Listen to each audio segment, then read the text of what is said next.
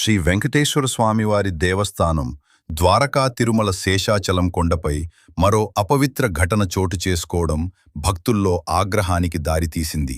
నిత్యం వేలాది మంది భక్తులు దర్శనానికి వచ్చే స్వామివారి కొండపై పార్కింగ్ ప్రాంతం వద్ద పందులు గుంపులు గుంపులుగా సంచరిస్తూ భక్తుల మధ్యలోకి రావడం కలకలం రేపుతోంది.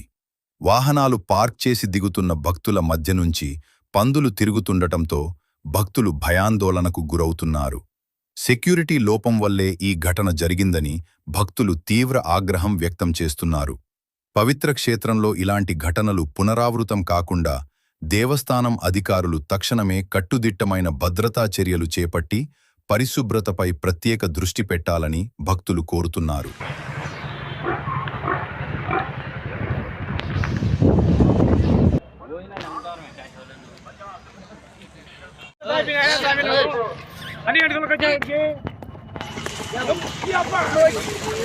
జనాల్లోంచి పందులు గుంపులు వస్తాయి సార్.